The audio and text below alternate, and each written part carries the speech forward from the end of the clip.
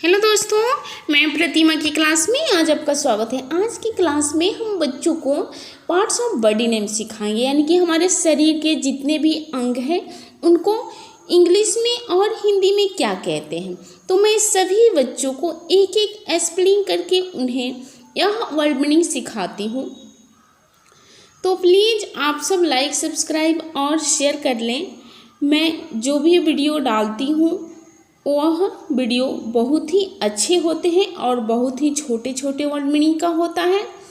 तो सभी बच्चों को मैं यह वर्ड मीनिंग सिखा रही हूँ बहुत ही आसानी तरीके से कि बच्चों को याद करने में आसानी होगा। चलिए अब हम यहाँ पे शुरू करते हैं। HEAD हेड मतलब सिर। HEAD हेड, हेड मतलब सिर। अब इसके आगे देखो बच्चों, HAIR हेयर, हेयर मतलब बाल। HAIR हेयर मतलब बाल। अब इसके आगे देखो EYE, आई मतलब आँख। EYE आई मतलब आँख। अब देखो यहाँ पे EAR, ईयर मतलब क्या होता है? कान। EAR ईयर मतलब कान।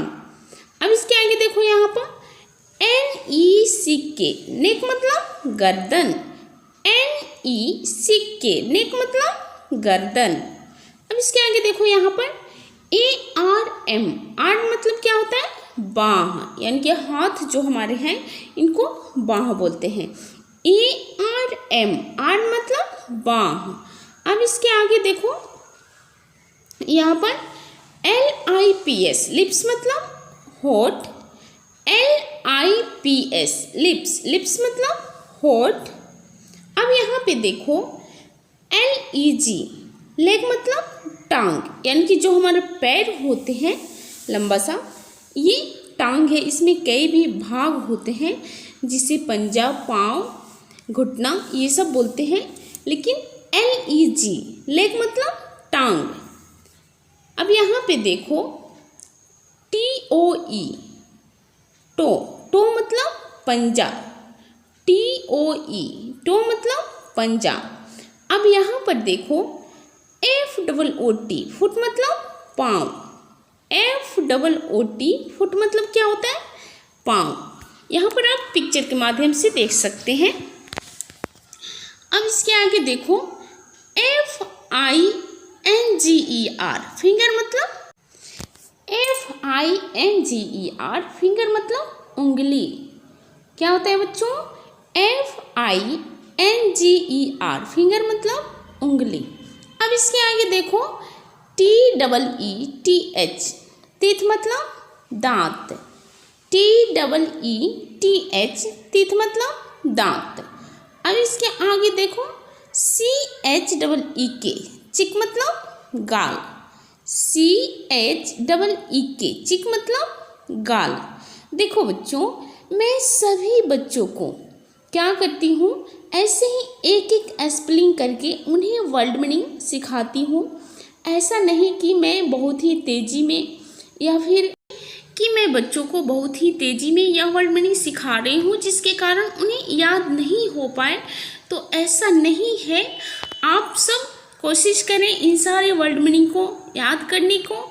मैं बहुत ही आसानी से एक एक स्पेलिंग करके याद करा रही हूँ। आप सब सब्सक्राइब कर लें कि मैं जो भी वीडियो डालूँ उसका नोटिफिकेशन आप तक चले जाए और आप सब देख सकें। अब इसके आगे देखो बच्चों NAVEL नेवल मतलब नाखून। NAVEL नेवल मतलब नाखून। अब इसके आगे देखो BACK बैक मतलब पीठ। BACK बैक मतलब क्या होता है? पीठ।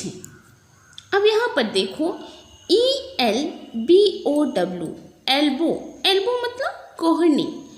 ELBOW एल्बो मतलब कोहनी, यानी ये जो हमारे हाथ होते हैं यहाँ पे कोहनी होता है। ओके। अब इसके आगे देखो TONGUE टंग, टंग मतलब जीभ।